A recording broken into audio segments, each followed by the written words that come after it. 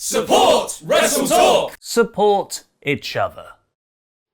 Because of total lockdown being in place for over 100 days now, wrestling promotions have had to roll out numerous safety precautions, although some might argue not enough safety precautions, to protect their staff and performers during the pandemic. One of those is batch taping TV episodes once a fortnight to limit the amount of travel and contact people have with each other and the outside world. And because of that, a major WWE spoiler has inevitably been leaked, revealing something we've all kind of suspected for a while. Professional wrestling is, potentially, somewhat, just a little bit predetermined. Despite WrestleMania 36, which was recorded 2 weeks in advance, not seeing a single spoiler leaked from the tapings, next Wednesday's Night 2 main event of the Great American Bash has potentially had its result revealed. Use YouTube's fancy new chapters function or the timestamps by hovering your mouse over the timeline to skip to the next story if you don't want to know, or stay right here to enter the spoiler room brawl in 3,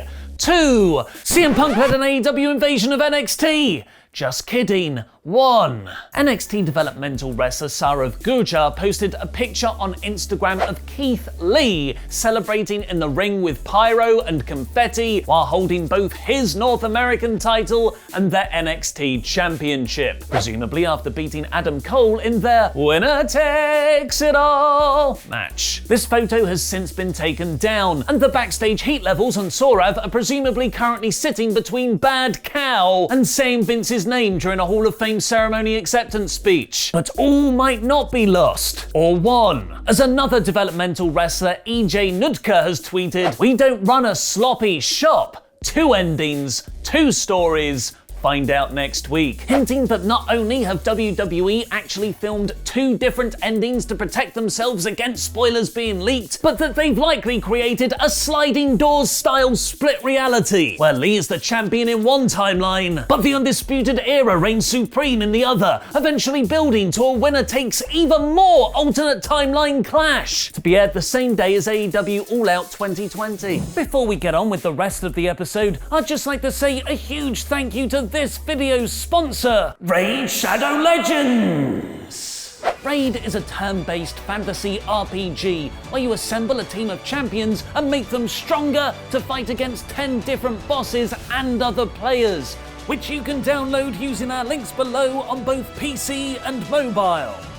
And because Raid has been so good to us here at WrestleTalk, sponsoring us for over a year now, I've perfected my own fearsome 4 warriors through making my raid monkey Pete put in the hours. Raid Chopper.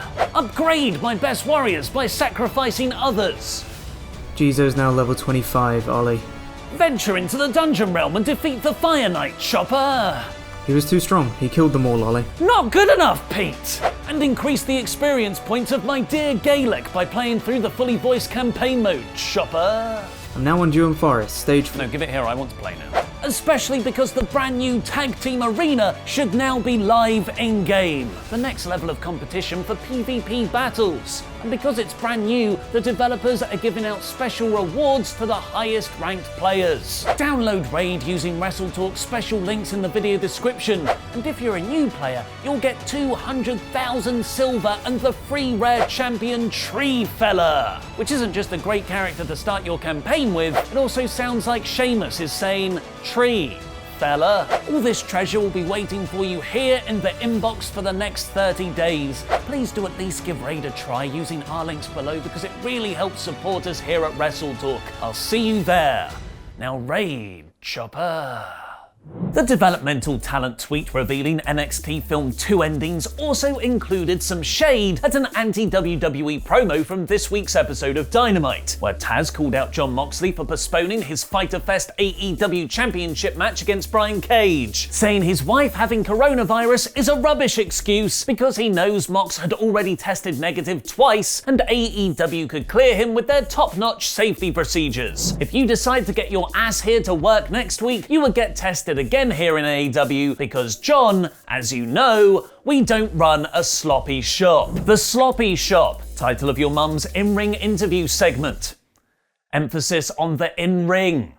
This was quite clearly a jab at WWE's safety precautions during the pandemic, which saw a reported outbreak of up to 24 positive cases at the Performance Center in the last 2 weeks, with Kayla Braxton, Adam Pearce, Jamie Noble, and crucially, Moxley's own wife, Renee Young, publicly confirming they had contracted the virus. The Wrestling Observer Radio is reporting that Taz's line made people in WWE very upset. And Fightful adds, it's likely further strained the already tense relationship WWE has with their talent. Sean Ross Sapp is reporting via Fightful Select that several members of the roster have contacted Fightful, with one even asking how many positive tests were rumoured because we know better than them. Apparently, WWE still haven't informed their talent how many positive cases have emerged in the company, let alone who tested positive. While that is obviously sensitive and private information the company is well within its rights to withhold, it does create a significant degree of unease backstage, as people will want to know if they've come into contact with any positive cases, especially before they travel home to see their families. It's also the opposite tact for how WWE dealt with their first positive case during the WrestleMania tapings, where they were very transparent with talent about who specifically had contracted the disease, how they likely got it, with updates on their condition. Main roster talent are reportedly generally upset about WWE's handling of the situation, and several NXT talents wanted to skip the most recent tapings, but were urged to come in even after expressing that they weren't comfortable doing so. Another change to the company's approach, as they had previously been very accommodating for anyone who didn't want to work during the pandemic. Thankfully, after a very messy first few days, Fightful adds that WWE's safety precautions have now significantly improved, writing wearing masks, sanitizing, and social distancing will be required at the Performance Center this week and going forward. Interestingly though, considering their own sloppy shop criticism of WWE, a new report reveals this week's Dynamite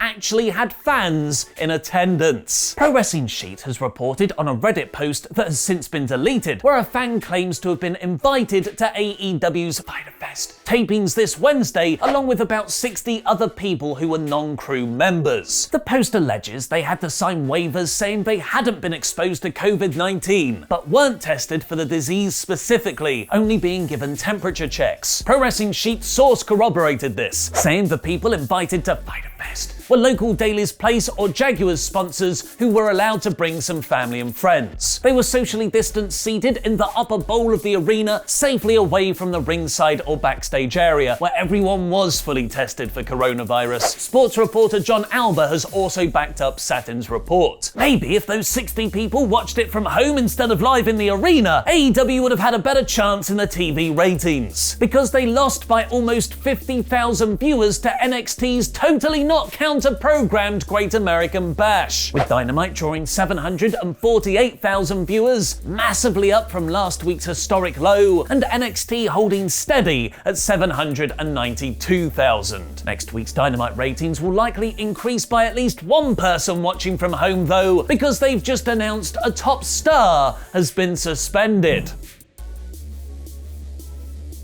Thanks for your support on Patreon, the $100 man CD Horver, and Jam That Jam Josh.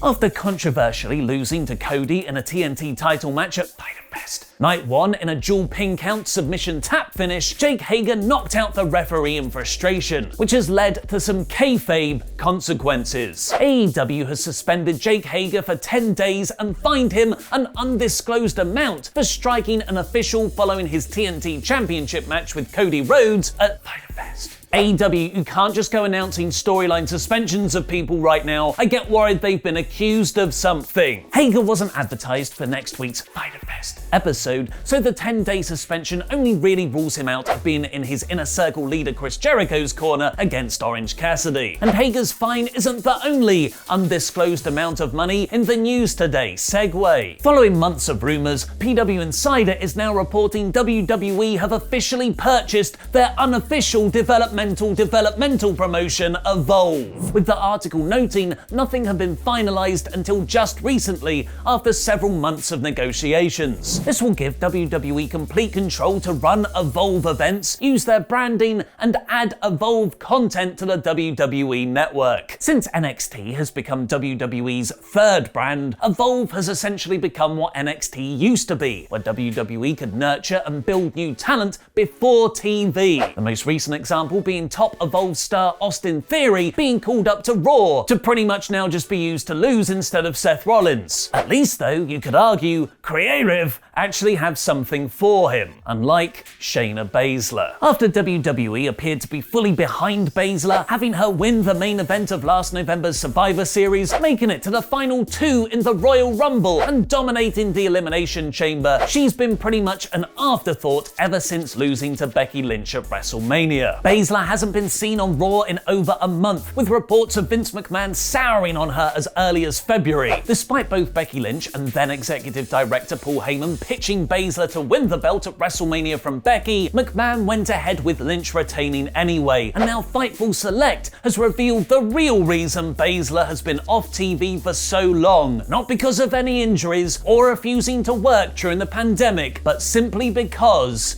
Creative has nothing for her. Apparently Baszler was working very closely with Heyman, but since his removal as Raw's head booker, she hasn't had the same backing behind her. How would you rebuild Shayna on the main roster? Let me know in the comments down below, because I'll be replying to people from out of the sloppy shop. It's just depressing news after depressing news, isn't it? Which is why we all need some more fun in our lives. Parts Fun-known fun. Our other wrestling YouTube channel.